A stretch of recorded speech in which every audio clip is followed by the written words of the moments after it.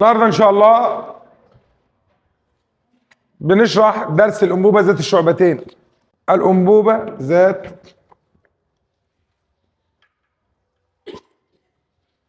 الشعبتين. اي جهاز في الدنيا ليه حاجتين اساسيتين.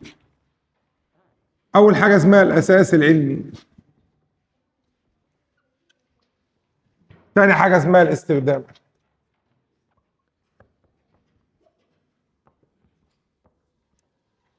الاساس العلمي انا قلته في 4 اجهزه. مين فاكر لما قلنا ايه؟ الاوه، الامبو، الابه، الامه. ايه الحاجات دي؟ الاول اللي هو الاواني الايه؟ المستطرقه. الامبو اللي هو الانبوبه ذات الشعبتين. الابه اللي هو الباروميتر.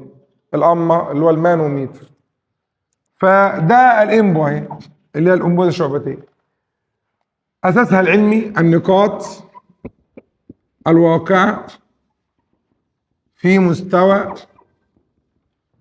افقي واحد في سائل متجانس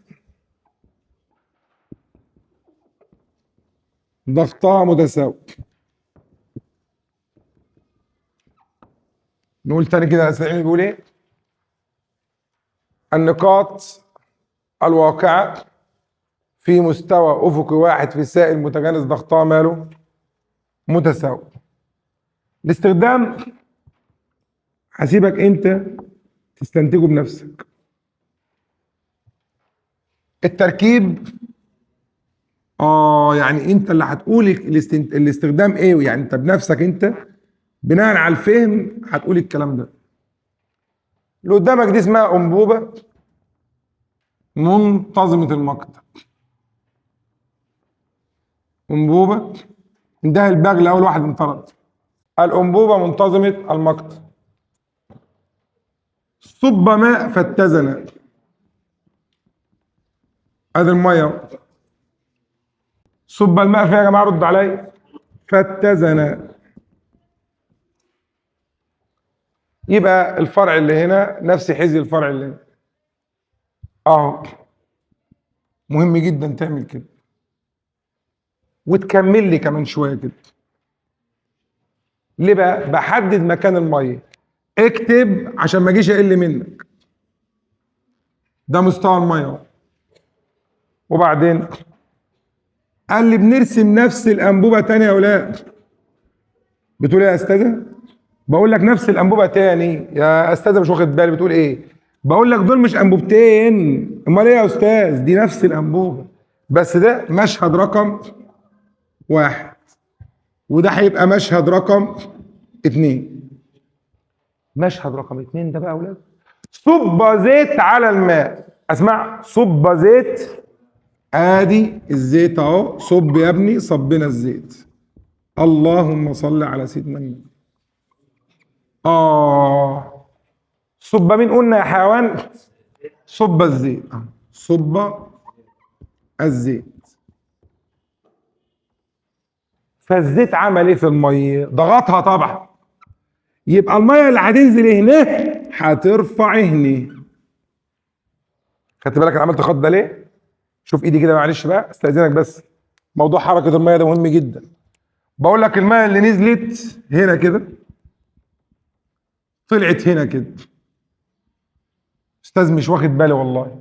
قول لي ارقام عشان بحب افهم بالارقام. اقول له صلي على النبي. لو هبط الماء 5 سم هيرفع الجهه الثانيه 5 سم. ما هي الميه اللي نزلت كانت هنا كده يا اخوان. هل لها مكان هنا؟ لا مكان، لا مكان فوق هنا. يقول لي بقى الميه اللي نزلت قد ايه؟ 5. ترفع هنا كام؟ 5. ادي 5 اهو. بس تكون سطح فاصل. مهمه جدا انك تفهم دي. تكون سطح فاصل. فاصل بين مين؟ يا عم رد بقى. بين الماء والزيت. قال له استاذ محمد اتفضل. يعني انت قصدك يعني ان الميه اتحركت بالطريقه دي كده؟ قال لي صلى على النبي. اسمعنا يا استاذ. شوف الميه ايه؟ الميه ايه؟ كانت في حزي بعضها وراها ايه؟ بص مستوى واحد. صبيت الزيت هنا، الزيت راح ضاغط على الميه كده. مش معقوله يعني دي هتنزل ودي تكنها ثابته. مش هو دي تنزل دي ثابته ازاي؟ لازم ودي نازله دي بتطلع كده. فكده الزيت ضغط على الميه كام سم؟ 5. والميه اللي هنا اتحركت كام؟ 5. يبقى داون كام على بعض كده؟ داون كام؟ 10. تاني بقى، الميه في مستوى بعضها كده، الزيت صب على ايد الشمال، فالزيت نزل كده كده. شوف الميه بتعمل ازاي. قول بقى، هبط الماء كام؟ 5. يرفع هناك كام؟ وعندك 5 قديمه. هي فين القديمه دي؟ تاني كمان مره معلش. هبط الماء كام؟ اليد اهي طلعت هنا اهي. طب وده هم اصلا موجودين، دول اصلا موجودين، دول موجودين اصلا. يبقى كده عندي كام؟ 5. 5 ايه و5 ايه؟ 5 ناتجه عن التغير. اسمع، 5 يا جماعه ناتجه عن ايه؟ و5 اصلا موجوده، اصلا بطبيعتها موجوده. يبقى كده عمود الماء ده ارتفاعه كام؟ يا عم رد عليا. 10. مين لقط الموضوع ده بقى؟ يلا قولي بقى. لو هبط الماء 8، استرها يا رب، يرفع هنا كام؟ 8. وعندك 8 قديمه، يبقى اتش ميه كام؟ 16. سؤال بقى يا جماعه، لو كملنا شرح وقلنا النقطه دي اين تقع؟ دي ايه؟ اين تقع؟ تقع في الميه، بس هي اخر واحده في الميه لانها عند السطح الفاصل. على السطح يا جماعه رد عليا. طب اين تقع بي؟ انت يا جدع، انت يا اخ، انت يا بيه، اين تقع بي؟ في قلب الميه. اذا نقدر نقوله انت لسه قايل ايه؟ الوزن كان بره. الاساس العلمي، اسمع، النقاط الواقعه في مستوى افقي واحد اهو، ضغطها متساوي. يبقى الضغط عند ايه ايكوال الضغط عند بي. استاذن حضرتك تبص على السبوره وتركزي. مليني يلا كده حضرتك. ايه شايله مين؟ ايه يا استاذ؟ شايله الضغط الجو. اسمع، شايله مين؟ شايله الضغط الجو، ومعاها عمود الزيت. ايوه يا استاذه، ايوه يا استاذه. الجهه الثانيه بي شايله مين؟ شايله الضغط الجوي يا استاذ وعمود الميه. اللهم صل على النبي. بس انا بصراحه يا جماعه لازم اظبط حاجه معينه كده. مين عارف لازم اظبط ايه؟ الزيت ده ارفعه سنه كده بصراحه يعني. الزيت لازم يكون اعلى سن. ليه؟ هتفهم كمان شويه. لو اختصرت وطرحت بي اي ناقص بي اي، يروحوا معايا. وجيت هنا رحت قايل بي اي بالسالب برضه اهي، يبقى هيروحوا معايا. يبقى هنا طرحت بي اي هنا وطرحت بي اي هنا. هيتفضل مين بقى؟ الله يهديك. رو ميه جي اتش ميه يساوي الجهه الثانيه مين؟ رو زيت جي اتش زيت. شوف طريقه الكتابه، شوف طريقه الكتابه وحش بقى. الجي راحت مع الايه؟ فين يا استاذ طريقه الكتابه؟ بروز بقى كده يا استاذ بقى، ها، وروق علينا بقى. بص يا انسه، رو زيت اتش زيت. اتش كبيره ورو صغيره. رو ميه اتش ميه. اكيد انت لو قربت عليها بالكاميرا كده هتاخد بالك ان الزيت كثافته صغيره، عشان كده ارتفاعه عالي كبير هناك اهو. اهو الزيت اهو ارتفاعه كبير اهو. طب الميه كثافتها ايه؟ كبيره. يبقى ارتفاع عمود الميه صغير. يبقى قول لي بقى، يتزن عمود الزيت ذو الارتفاع الكبير. اسمع، يتزن والكثافه الايه؟ مع عمود الميه ذو الكثافه الكبيره الارتفاع الصغير. جرب الارقام دي كده. ايه دي؟ 1000 في كام؟ في 16 يساوي 800 في كام؟ جرب كده.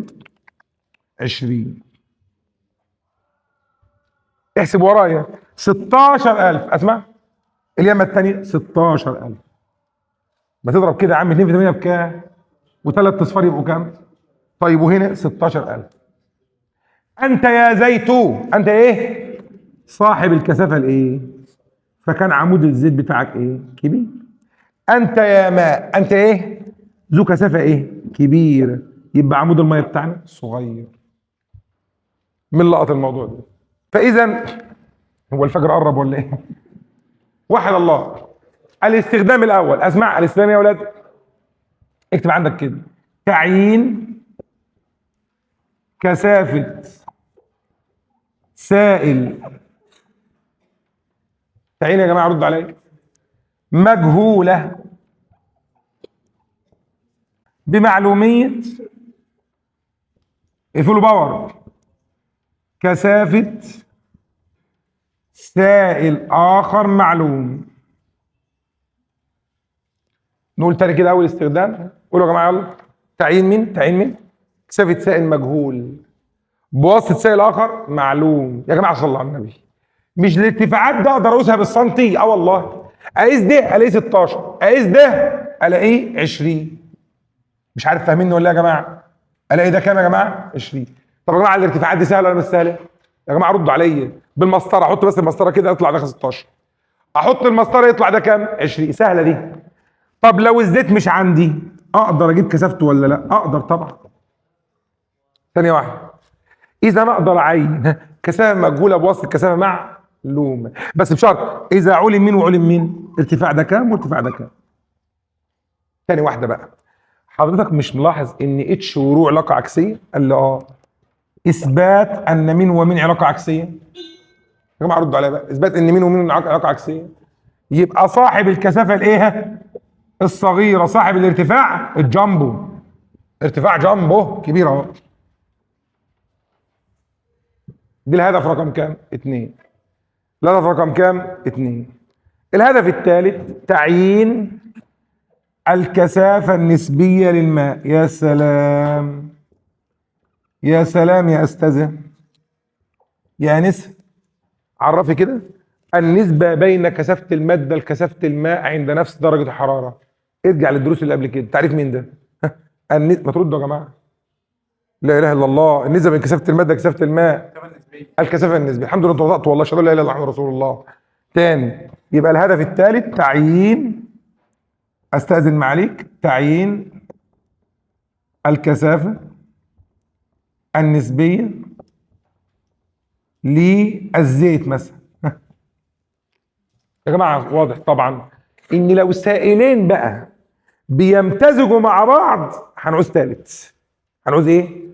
لكن هنا الماء يمتزج مع الزيت؟ لا. الحصة الجاية ان شاء الله هنعرف بقى لو كان السائلين مالهم بيمتزجوا مع بعض، يبقى هنعوز واحد ثالث بقى، زي الماء والكحول مثلا. زي الماء والايه؟ اتفضل.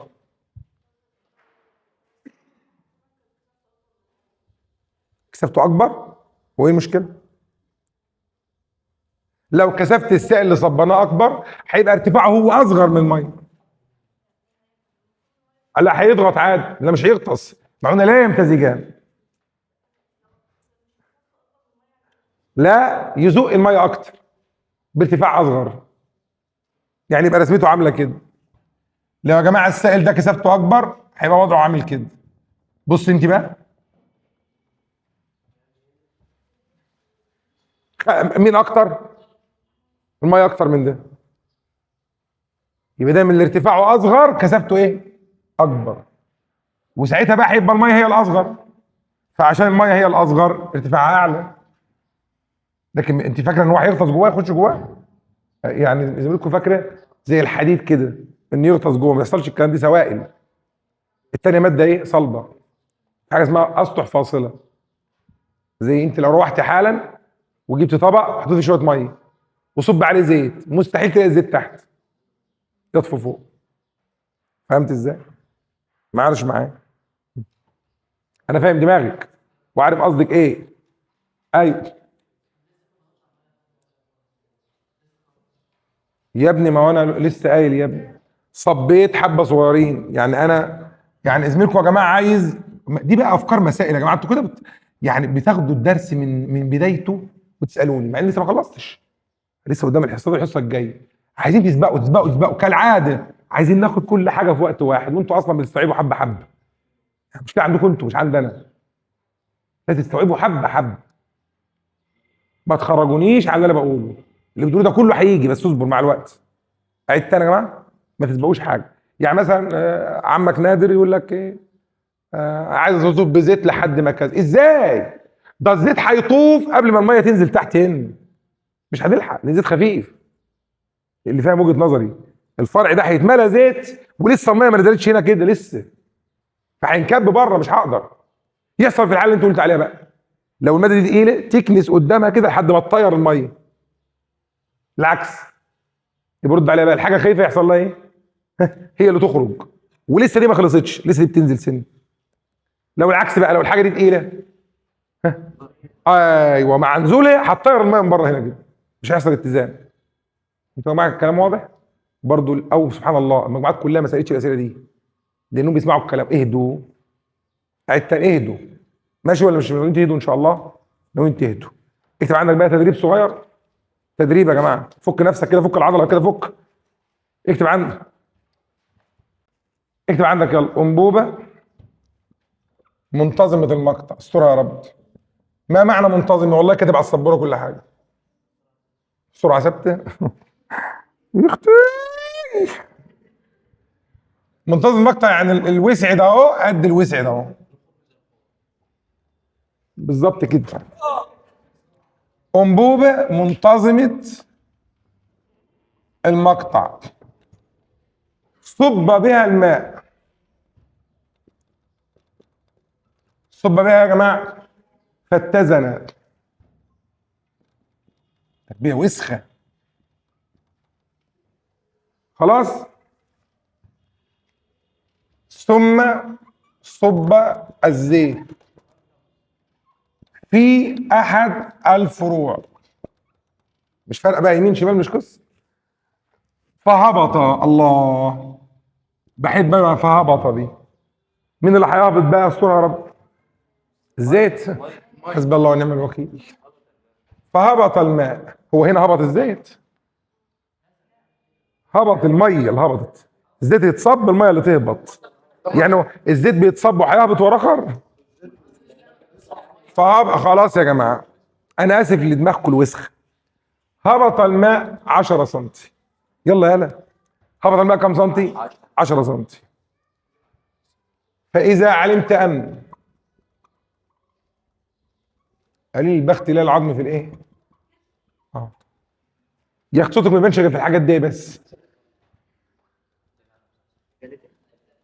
لكن اقعد انت اتكلم مع نفسي في حاجه فيها شغل، ما سمعتش يا مستر. اه، فاحسب اتش زيت. يلا حل. ده ممكن يقف في بنزينه، في اشاره. واحد الله. بص اهو، صب ماء فاتزن. اسمع، صب يا اولاد. ادي الميه.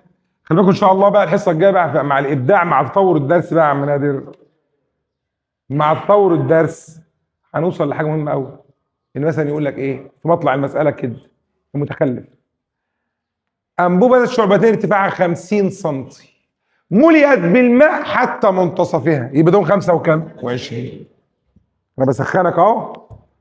الدرس ده قصير مكير. قصير مكير، عامل زي ابوك كده لما يتورط في مشروع، يسمع عن النت مش عارف مشروع ايه يكلفه 20,000 جنيه بس. ابوك يا عيني طيب يروح يعمل مشروع ب 20,000. اول يوم 5,000 زياده، ثاني يوم 4,000، ثالث يبص يلاقي ال 20,000 اللي قالوا عليهم بقوا 100,000. اتورط ولا ما اتورطش؟ كذلك الدرس ده يبدو قوي ان هو سهل، لكن هو فيه افكار مش كويسه. ادي الميه، فصب ماء فاتزن. وديني حذرتك والفيديو بيسجل اللي انا قلته. بص على السبوره قبل ايه. ادي الماء اهو. وبعدين مشهد رقم 2. ما انا عودتكم بقى ازاي تحلوا بقى. مشهد رقم كام يا اولاد؟ 2. صب ايه بقى؟ زيت. صب يا جماعه، رد عليا. ادي الزيت اهو. الزيت ضغط على مين فخلاها تنزل؟ الميه. نزلها كام سنتي؟ استرها يا رب. رد عليها يا جماعه بقى. تنزل 10 تطلع 10. وعندك 10 قديمه، يبقى دي الميه. يبقى كده ارتفاع الميه كام؟ 10 سم جداد وعندك 10 سم قديمه، يبقى ارتفاع عمود الميه كام؟ يبقى ارتفاع عمود الميه 20. يا قوم ما لي ادعوكم الى النجاة وتدعونني الى النار. رو ميه اتش ميه يساوي رو زيت اتش زيت. وانا اكتب ابقى واد حسيس. يعني ايه حسيس؟ رو ميه بكام يا حسيس؟ ب 1000. اتش ميه بكام؟ ابقى عارف ان الرقم ده اهو هيبقى اكبر لان الكثافه اصغر. تاني يا جماعه، لازم اعمل حسابي ان ما دام ده 20 يبقى اكيد ده اهو اكبر من ال 20. وانا بحسب كده رخر لو جبت الاله ورحت ضارب هيطلع اتش زد ده اهو. قلنا بكام بالظبط تقريبا بقى؟ 25. سجلها عندك يلا. مين عنده بيسموها ايه بالانجليزي؟ ما انا مش عارفها بالعربي اصلا. سمارت. مين فيكم ذكي وانيق في التفكير بتاعه؟ واحد عنده ديفلوبمنت، عن تنميه. فبنقول عايزينك تطور فكرك. طور فكرك يعني بعد ما تجيب اتش زد هيجي خبطك واحده مساحه مقطع كده. واحد غبي بيقول لزميله ايه؟ طب المقطع ده ولا المقطع ده؟ اقول لك مقطع مين، ما تزعلش، ما هو ده زي ده. يبقى لما يقول لك اوجد حجم الزيت هتقول لي يساوي ايه؟ اتش زيت. ايوه يا استاذ، ما هي اديها لك اهي. تيجي محول بقى، عيش حياتك بقى. يا سلام يا استاذ، يا سلام لما نعيش مع بعض كده في الفيزياء كده. طب كتلة الزيت، ايوه يا استاذه بقى، دي اللي كانت ناقصاني. يبقى رو زيت فوليوم زيت. طب وزن الزيت، ايوه بقى يا استاذ والله دي اللي كان قصدي عليها بقى. الله ينور عليك. يبقى تطور من نفسك بقى. اللي فاهم يرفع ايده. قول يلا بقى تاني يلا. اداك ايه وراح مطور نفسه؟ بس وراح ملسوعك ورا بعض. اكتب عندك الوماذج شعبتين غير منتظمه الايه؟ المقطع. ما انا جايبكم هنا ليه؟ ماشي استحمل بقى. لو مقطع ده ادي ده مرتين. تاني، لو مقطع ده اهو اسمه وده ايه كابيتال، قده كم مره يا ولاد؟ مرتين. ركز بقى. تاني، لو مقطع ده قد ده كم مره؟ مرتين. صب الماء. واحد غبي بيقول لي فين الفرع يا استاذ؟ يا ابني انت غبي يا ابني انت الحمار هيقول لك يا جوز عمتي ما انت صبيت في ده صبيت في ده مش فارقه، في النهايه الميه هتاخد مستوى ايه؟ واحد. يا عم يقول لك ده واسع وده يا عم انا مالي، لسه المرحله الجايه بقى. يقول لي بقى هل صب الماء هيفرق ده عنده؟ لا. يبقى ده الميه.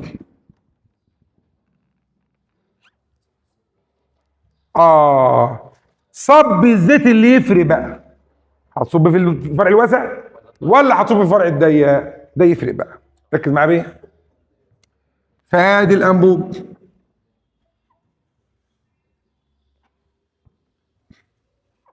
اللهم صل على النبي. ظبط السوالف كده. فده فرع واسع اهو، وده فرع ضيق زي ما انت شايف كده. فهبط في مين؟ في الواسع زي ما هنشوف دلوقتي. صب زيت هنا كده. اللهم صل على النبي. اللهم صل على النبي. اللهم صل على النبي. اللهم صل على النبي. اللهم صل على النبي. قام الميه يا اولاد نزلت اكس. يا راجل قول اكس بكام؟ ها، ما انتش ملاحظ ان الميه اللي كانت هنا دي كانت عباره عن خمستين جنب بعض بالنسبه لدي؟ ركزي يا لوزي في الوسع ده. مش ده اهي تعمل من دي مرتين؟ اذا لما الميه دي نزلت ترفع هنا كم مره؟ مرتين، يعني 10. وعندك واحده قديمه يبقوا 15. طبعا فهم طبعا. ما انا قلت لك الدرس ده يا معلم قصير مكير. قصير يا جماعه يعني مش اي حد يفهمه، مش اي حد يقعد يحل فيه. يقول لي بقى لما صبينا زيت فين يا معلم؟ في الواسع. اهو صب زيت في الواسع. قام الزيت ضغط على مين؟ على الميه. نزلوا سكه كام؟ اهي الميه اهي، الميه اهي. نزلوا سكه 5. يرفع 5 وعندك 5 اصلا موجوده من ال5 ده اصلا يا جدعان. 5 اهي، 5 دي كده هي ايه؟ موجوده هنا اصلا اهي. ركز معايا كده، دي اصلا موجوده. ده سبب ان بسميها ايه؟ 5 ايه دي؟ قديمه. بسميها يا اولاد 5 ايه؟ لكن الخمسايه دي مش خمسايه، هي خمسايه في الارتفاع لكن 5 في الكل. اوريها لك عملي، وان شاء الله الشباب معانا هيعملوا لنا، الحاج محمد هيعمل لنا زوم على اللي انا بعمله ده. اهو ده كام سنتي ميه شايفها؟ 5 سنتي اهو، ودي فاضيه اهي. فلو صبينا دي كده، نقلناها من 5 سنتي من الواسع اللي هي دي راح الضيق.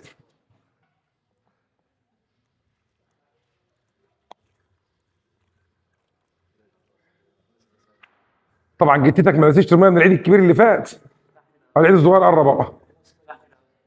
ابص الاقي الميه وصلت فين. شوف، يبقى اللي كانت عامله 5 سم هنا عملت 10 سم هنا اهي، عملت 10 سم هنا.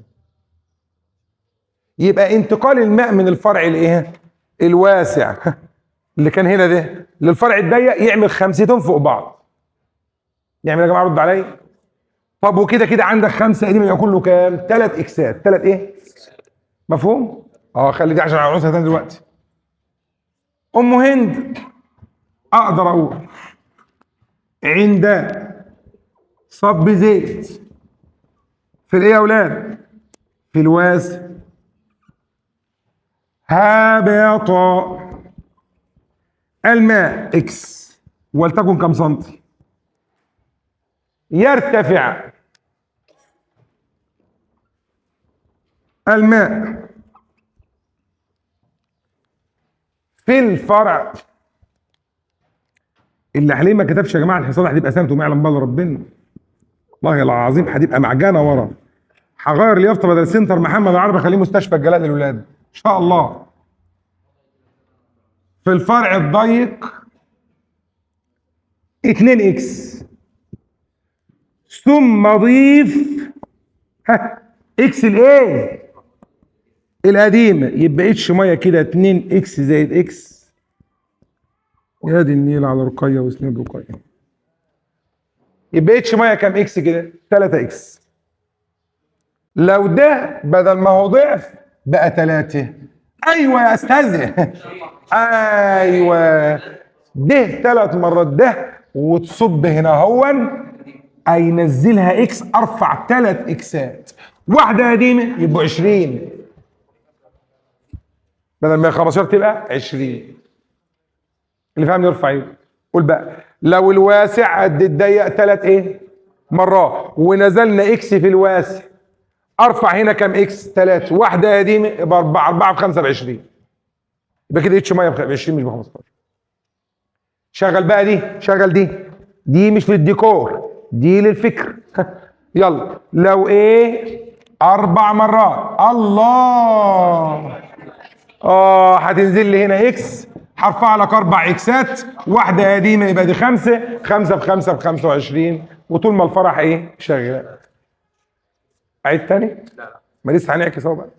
اهم شيء فهمنا دي يا اخوانا، نرد عليه وفاهمينك يا استاذ. طب صور دي الاول، صلي على النبي. العكس بقى، ده واسع وده ضيق. صب ماء برضه هيقول لك فين الفرع. الله يخرب بيتك، في اي فرع مش فارقه. ده مقطعه اسمه، ده مقطعه ايه كابتن؟ قده كم مره يا هندسه؟ مرتين برضه. احنا بنعمل مرتين والتالت بنفهم بعد كده. رجاله منشيه سليمان، رجاله المنوفيه. معايا يا جماعه تاني؟ بص هنا يا استاذ. صب من فاتزن. اخصى عليكم. صب الماء فيها يا اولاد. استنى ما ننضف دي نروق عليها. اللهم صل على النبي. شغل على ميه ايه؟ بيض. الاثنين في حزي واحد والدنيا زي الفل. وبعدين يا استاذ قال لي صب زيت في الضيق. حلاوتك يا استاذ، ادي الضيق اهو. عمل ايه في الميه؟ ضغط عليها. نزلها كام يا راجل؟ قول نزلها 10 ايه سم. المره دي بقى 10 سم. ها، ترفع هنا. استنى لا، استنى لا، الميه القديمه لا اهي. الميه القديمه يا جدعان معايا ولا مش معايا؟ شوف، واخد لي بالك انت من الحته دي؟ نزل 10 فين؟ في الضيق. هيرفع اليمه التانيه هنا كده 5 بس. يابا يابا، يعني نص اكس.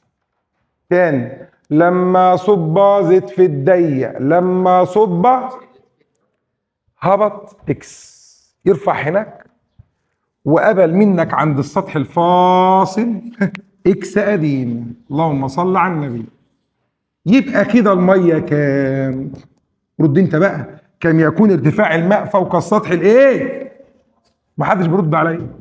كانك يا ابو زيد ما ايه اهي، يعني 15. لان هنا هبط كام؟ 10. يبقى هنا 15 سم. ثالث فهمت؟ نجربها عملي. الميه فين دلوقتي يا استاذه؟ في الضيق. الميه فين يا جماعه؟ الميه فين يا باشمهندس؟ الميه فين يا بيه؟ في الضيق. كام سنتي؟ 10. هتروح لمين يا استاذه؟ للواسع. الواسع اهو، دي مقطعه دي مرتين.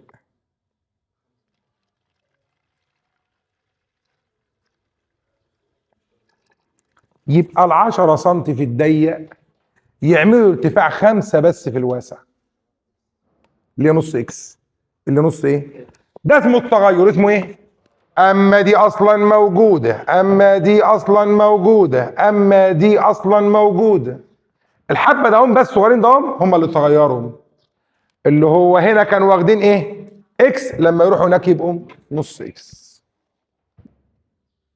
يبقى كده اتش ميه 1.5. اتش ميه يا جماعه رد عليا. اذا معنى كده يا استاذه، اقدر اقول لحضرتك بمنتهى الشياكه والبساطه ان لو ده، استرها يا رب، قد ده 3 مرات، استرها يا رب، ها، يبقى الميه هنا اهي هتنزل قد ايه؟ استرها يا رب بقى، استرها يا رب، هات العواقب سليمه يا رب. الميه هتنزل قد ايه؟ قال لي والله لو نزلت 9. اسمع، نزلت كام يا ولاد؟ ترفع هناك 3 بس، اللي هي تلت اكس. ليه تلت بقى يا ابني؟ ما هو ده قد دي 3 مرات، لكن ده كان ضعف. الضعف يعمل نص، لكن ال3 مرات يعمل تلت. واكس قديمه، الله، يبقى اكس ب9 كامله. 9 يا جماعه. طب 9 كامله ومعاها 3 يا محمد، يبقى كل دول بكام؟ ب12. ايه، مركزين معايا ولا مركزين مع الريح؟ طيب امال لو ده قد ده 4 مرات، كيكه بتتحرق اهي. ايه قدها كم مره؟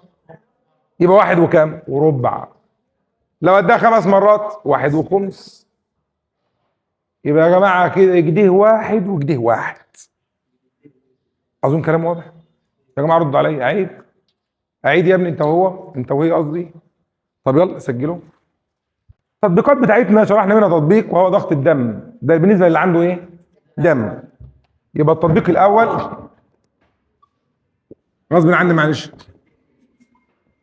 ضغط دم الانسان الطبيعي كام على كام يا اولاد؟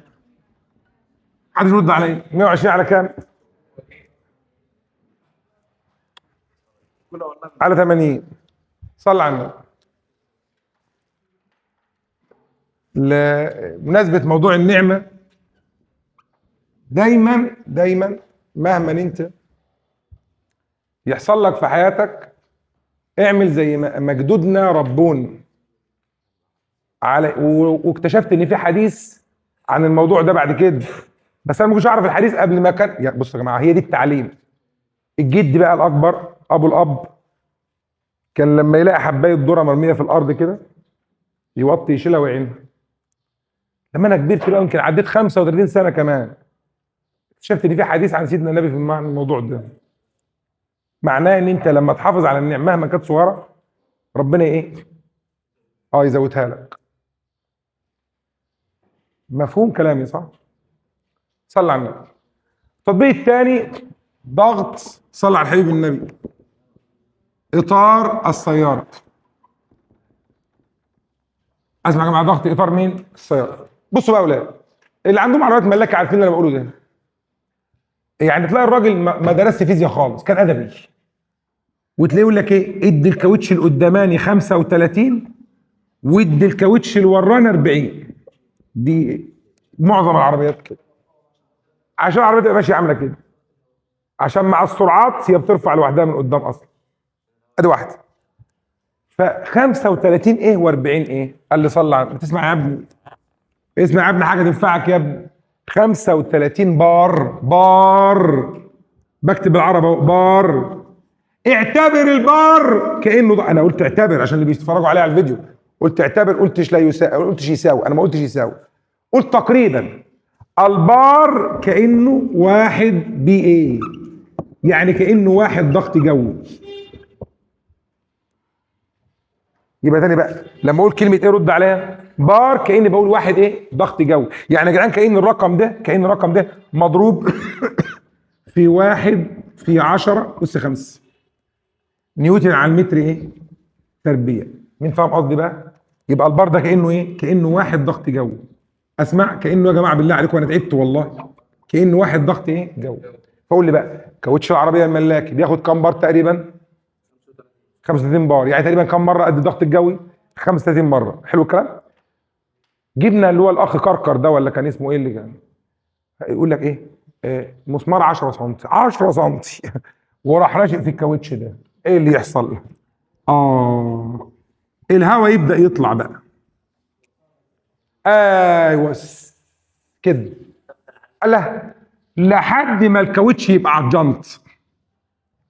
على الجنط ده يعني على اخره. واحد يقول ليه؟ يعني ضغط صفر. غلط، غلط. 1 لان الثقب ده مخلي قصدي الضغط اللي بره 1 واللي جوه 1. عمره يبقى صفر.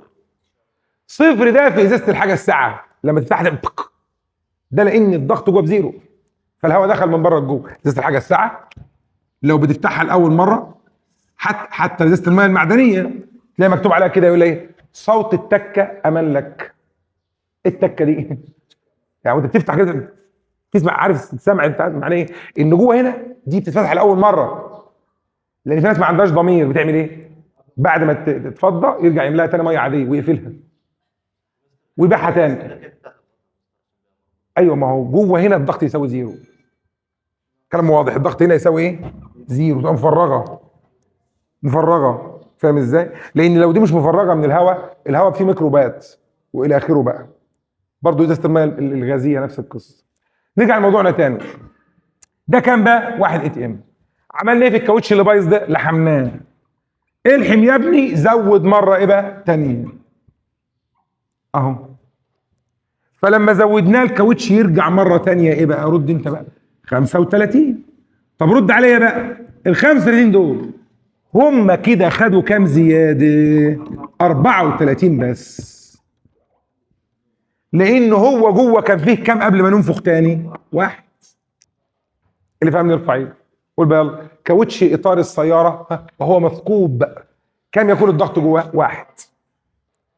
مريم، قفلنا وزودنا الهواء، زودناه كام يا بنتي؟ يرجع مره ثانيه كام؟ 35. قول بقى ايه يعتبر يعتبر 35 بار، يعتبر هو 35 ATM، يعتبر 35 مره الضغط الجوي، يعتبر 35 في 10 أس 5 كده يعني. عيد تاني. طب سؤال بقى، في بدايه الرحله لا قدر الله انتوا طالعين بالعربيه في كارثه هتحصل ايه؟ في بدايه الرحله ابوك طالع بالعربيه لقى الكاوتش ده مهوي.